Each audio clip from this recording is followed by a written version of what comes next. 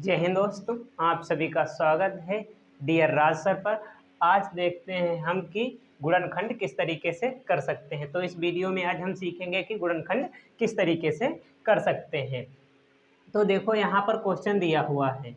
तो हमारे पास है 4x² 5x+1। ये देखो हमारे पास क्वेश्चन दिया हुआ है। तो आज हम थोड़ा हाई लेवल का जो होता है उसे किस तरीके से हल कर सकते हैं देखते हैं। साधारणतः तो हम लोगों ने देखो इस तरीके से, जैसे यहाँ पर x² दिया हुआ है प्लस जैसे यहाँ पर दिया हुआ है 5x+4 दिया हुआ है, इस तरह का हल किया हुआ है। आज हम इस तरह का हल करेंगे और देखते हैं इसे हम किस तरीके से सॉल्व कर सकते हैं। यदि वीडियो अच्छा लगे तो लाइक ज़रूर करना और दोस्तों के पास शेयर ज़रूर करना। तो देखो अब हम वीडियो स्टार्ट करते हैं। तो देखो हमारे पास पहला क्वेश्चन दिया हुआ है 4x² + 5x+1। हमारे पास इतना दिया हुआ है। तो देखो क्या करते हैं। तो यहाँ पर देखो हमें चाहिए x², खाली x²। तो हम खाली x² मान लेते हैं। यहाँ पर हम छोड़ मान लेते हैं कि हमारे पास 4 नहीं है, और जो 4 ये दिया हुआ है इसकी हम यहाँ से इससे गुणा करा देते हैं। तो यहाँ पर 4 और 1 की जब गुणा कराएंगे तो हम यहाँ पर मान लेते हैं कि यहाँ पर हमारे पास 4 और 1 की गुणा कराया तो हमारे पास कितना है, 4 है। तो हमारे पास कितना है, 4 है। तो यहाँ पर देखो खाली x², क्योंकि हमने 4 यहाँ पर माना ही नहीं यहाँ पर, और इससे इस वाले से इसकी गुणा कर दिया है। तो यहाँ पर कितना माना, 4। तो देखो क्या होता है। तो देखो यहाँ पर होता है कि जोड़ने या घटाने पर जितना दिया हुआ है उतना आ जाए और यहाँ पर गुणा करने पर आ जाए। तो देखो दो हम ऐसे अंक चुनते हैं जो हो जाए। तो यहाँ पर कितना है, 4। तो हमारे पास 4 दिया हुआ है यहाँ पर। तो देखो किसी की यदि हम 4 गुणे 1 करें तो कितना होता है हमारे पास, 4 गुणे 1 कितना हो जाएगा, 5 हो जाएगा। 4 गुणे 1 कितना हो जाएगा, 4 हो जाएगा। 4 एकम 4, और 4 + 1 यदि हम करते हैं तो कितना हो जाएगा, 5। तो देखो जोड़ने पर हमें 5 मिल गया और गुणा करने पर 4 मिल गया। देखो यहाँ पर 4 मिल गया और यहाँ पर 5 मिल गया, यानी हमारे पास दो अंक कौन कौन से हैं, वो 4 और 1 है। 4 और 1 से हमें इस क्वेश्चन को हल करना है। तो देखो अब क्या करते हैं, बराबर लगाएंगे 4x²। ओके, इतना हो गया। मतलब यहाँ पर 4 लिखेंगे लेकिन यहाँ पर मान कर चलेंगे 4 है ही नहीं, प्लस अब देखो यहाँ पर हमारे पास कितने मिले हैं, 4 और 1। तो 5 है यहाँ पर करना है, तो 4 + 1 करेंगे तभी तो 5 होगा। 4 + 1 5 हो गया, और x तो यहाँ पर लिखा हुआ है, x लिखेंगे +1 लिखेंगे। इसकी हमने गुणा यानी अपने माइंड में ही की हुई है, यहाँ पर गुणा किया नहीं है, सिर्फ लिख दिया है। इसकी गुणा हमने अपने माइंड में ही किया हुआ है, और आपको भी इसी तरीके से करना है। अब देखो क्या करते हैं। तो यहाँ पर 4x² तो लिखा हुआ है, लिख लेते हैं। अब यहाँ पर देखो खोलेंगे इसे हम, तो इससे गुणा करेंगे। तो देखो प्लस है तो प्लस, ए भी प्लस है और x भी प्लस ही रहेगा। तो 4 और x की गुणा क्या हो जाएगी, 4x हो जाएगी। बीच में प्लस, तो यहाँ पर प्लस, यहाँ पर भी प्लस है, तो इससे तो हम गुणा करा चुके। यहाँ पर प्लस और यहाँ पर भी प्लस ही चिन्ह है। तो देखो 1 और x की गुणा क्या हो जाएगी, x हो जाएगी। जैसे 1 गुणे x लिखा हुआ है तो क्या हो जाएगा, x हो जाएगा। जैसे लिखा हुआ है 100 गुणे 1 तो क्या हो जाएगा, 100। यानी 1 से किसी संख्या की गुणा कराने पर वही संख्या आती है। अब देखो क्या करते हैं, +1 लिखा हुआ, +1 हम उतार लेते हैं, +1 उतार लेते हैं। अब देखो क्या करें यहाँ पर। तो यहाँ पर देखो कुछ कॉमन हो रहा है, हाँ यहाँ पर कुछ कॉमन है। क्या कॉमन है, तो देखो x यहाँ पर है, 4 यहाँ पर है, 4 यहाँ पर है, x यहाँ पर है। तो 4x यदि कॉमन करें तो 4x जब कॉमन करेंगे तो यहाँ पर बचेगा 4, तो कॉमन हो गया। 1x यहाँ पर कॉमन हो गया, कितना बचा, x। यहाँ पर x² का मतलब है x की घात 1 गुणे x की घात 1। और आपको पता है कि गुणा में जो घातें होती हैं वो जुड़ जाती हैं। तो 1 घात और 1 घात जुड़कर कितनी हो जाएगी, x की घात 2 हो जाएगी। तो यहाँ पर x की घात 1 हमने कॉमन कर लिया। 1 घात लिखो या ना लिखो कोई फर्क नहीं पड़ता। तो यहाँ पर x की घात 1 कॉमन कर लिया तो हमारे पास कितना बचा, x की घात 1 बचा है। x की घात 1 बचा है, 1 लिखो या ना लिखो। अब प्लस यहाँ पर देखो 4x पूरा कॉमन हो गया। तो हम किसी संख्या को, जैसे यहाँ पर 4x लिखा है तो इसे हम 4x गुणे 1 लिख सकते हैं, बिल्कुल लिख सकते हैं। क्योंकि इसकी यदि हम गुणा कराएं, 4x और 1 की गुणा कराएं तो कितना आएगा, 4x आएगा। देखो यहाँ पर 4x तो लिखा है, यानी 4x कॉमन किया तो गुणे में जो 1 होगा वो बच जाएगा। वो किसी भी संख्या के गुणे में 1 हो सकता है। तो यहाँ पर 1 इतना हो गया प्लस। अब यहाँ पर इसमें कुछ नहीं कामन, तो कुछ नहीं कामन तो क्या है, 1 कामन है। क्यों? क्योंकि इसके गुणे में भी 1 होगा। जैसे यदि हम इसे लिखें तो इस तरीके से लिख सकते हैं, यहाँ पर ये जो दिया हुआ है इसे हम लिखें तो x गुणे 1 प्लस 1 गुणे 1, इस तरीके से हम इसे लिख सकते हैं। तो देखो यहाँ पर 1 कामन और यहाँ पर भी 1 कामन, तो 1 कामन कर लेंगे तो क्या बचेगा, x बचेगा, यहाँ पर प्लस है और यहाँ पर 1 बचेगा। तो इस तरीके से बचेगा, यानी किसी भी संख्या के गुणे में 1 होता है। जहाँ पर कुछ नहीं कामन वहाँ पर 1 कामन होता है। तो ये कामन के लिए क्या बचा, x+1 बचा हमारे पास, x+1। तो इतना बचा। अब इसे उठाकर लिखते हैं। अब पूरे में देखते हैं क्या कामन है, तो x+1 पूरे में कामन है, तो x+1 जो हो गया वो पूरे में कामन हो गया। अब इसी तरीके से 4x बचा, उठाकर 4x यहाँ लिख देंगे, प्लस का 1 बचा तो प्लस का 1 उठाकर यहाँ लिख देंगे और हमारा गुणनखंड लग चुका है। देखो कितनी आसान तरीके से आपको बता दिया कि आप गुणनखंड किस तरीके से लगा सकते हैं। अब इसी तरीके से देखो हमारे पास अगला क्वेश्चन है 2x² प्लस 11x प्लस 14, और अगला क्वेश्चन है 1 - t माइनस 6t²। ये भी क्वेश्चन हमें सॉल्व करना है। यहाँ पर देखते हैं इसको हम किस तरीके से सॉल्व कर सकते हैं। वीडियो में अंत तक बने रहिएगा। तो हम दूसरा क्वेश्चन को हल करने की कोशिश करते हैं और लगाते हैं, देखते हैं दूसरा क्वेश्चन क्या कह रहा है। तो पहले इसे हम हटा देते हैं, फिर उसके बाद दूसरा क्वेश्चन पर आते हैं। तो दूसरा क्वेश्चन अब हम उतारते हैं। दूसरा क्वेश्चन है हमारे पास 2x² प्लस 11x।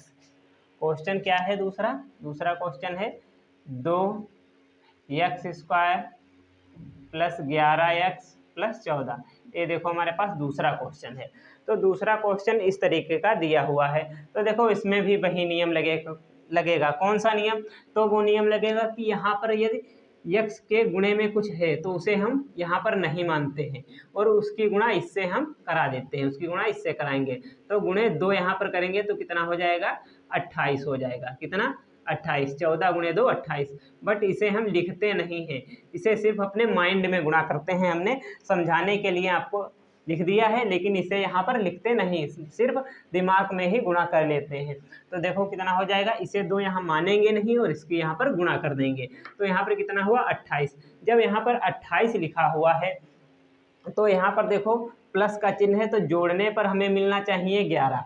प्लस चिन्ह है तो जोड़ने पर 11 मिलना चाहिए और हमें गुणा करने पर क्या, 28 मिलना चाहिए। अब ऐसी 2 संख्याएं हम ढूंढते हैं। तो इस ऐसे यदि छोटी संख्याएं तो हम ढूंढ सकते हैं, बड़ी संख्याएं तो किस तरीके से ढूंढेंगे? तो यहाँ पर हम एक गुणनखंड होता है यानी फैक्टर होता है, इसके 28 के फैक्टर करके देखते हैं। जैसे 28 लिखा हुआ है, 28 लिखा हुआ है तो देखो करते हैं इसे।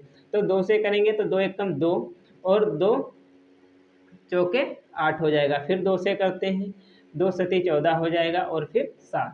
तो देखो कितना हुआ। यदि हम गुणा करें तो यहाँ पर देखो अब बनाने की कोशिश करते हैं। तो देखो यहाँ पर 11 है तो जोड़ने पर 11 आ जाए।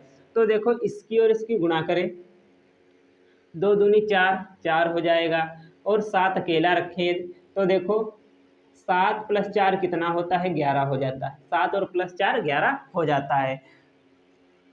अब हमें गुणा करने पर कितना चाहिए, 28 चाहिए। तो 7 गुणे 4 करेंगे तो कितना, 28 हो जाएगा। 7 चौक 28 हो जाएगा। तो हमारे पास अंक कितने मिल गया, 7 + 4 अंक मिल चुके हैं। तो अब हम इसे यहाँ पर लगाते हैं और आप लोग इसे मत लिखना। क्यों? क्योंकि ये सिर्फ समझाने के लिए है। तो यहाँ पर देखो बराबर 2x² प्लस 7 + 4 x प्लस 14। यहाँ पर देखो 7 + 4 लिखा हुआ है, लिखा तो ये 11 ही है। जोड़ो 7 और 4 को जोड़ो 11 और x की गुणा 11x। देखो यहाँ पर सिर्फ तोड़कर लिख दिया है। तो बराबर 2x² प्लस, अब प्लस लगा तो प्लस है, यहाँ पर भी प्लस है, तो 7 और x की गुणा 7x, प्लस लगा तो प्लस लगाएंगे, 4 और x की गुणा 4x प्लस 14 हो जाएगा हमारे पास। अब देखो क्या करते हैं, अब यहाँ पर देखते हैं कामन क्या है। तो यहाँ पर देखो सिर्फ x के सिवा कुछ कामन नहीं मिल रहा है, क्योंकि यहाँ पर 2 है, यहाँ पर 7 है, इसमें कोई कामन नहीं मिल रहा है। x कामन तो x कामन कर लेंगे हम। यहाँ पर x कामन तो 2 तो हमारे पास बचा है, क्योंकि x कामन किया, एक घात कामन किया तो एक घात भी बची हमारे पास। प्लस यहाँ पर देखो x कामन किया तो 7 तो बचा ही है, प्लस अब यहाँ पर देखो क्या कॉमन है, तो यहाँ पर देखो 2 कॉमन है। कैसे?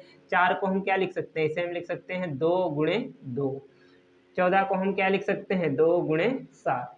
तो यहाँ पर देखो 2 कॉमन, क्योंकि x यहाँ पर है, यहाँ पर x है नहीं, तो यहाँ पर ए वाला 2 देखो कॉमन हो रहा है, तो 2 कॉमन कर लेंगे। तो 2 कॉमन करेंगे यहाँ पर, तो जब हम 2 कॉमन करेंगे देखो क्या बचेगा, 2 बचेगा हमारे पास। x तो है, x बच जाएगा। अब प्लस प्लस लगाएंगे। अब यहाँ पर देखो 2 कॉमन हो गए, कितना बचा, 7 बचा। इस तरीके से कॉमन करते हैं। अब देखते हैं पूरे में क्या कॉमन है, तो 2x प्लस 7, 2x प्लस 7 पूरे में कॉमन है, 2x प्लस 7 पूरे में कॉमन है। अब x प्लस 2 बच जाएगा, x प्लस 2 बच जाएगा।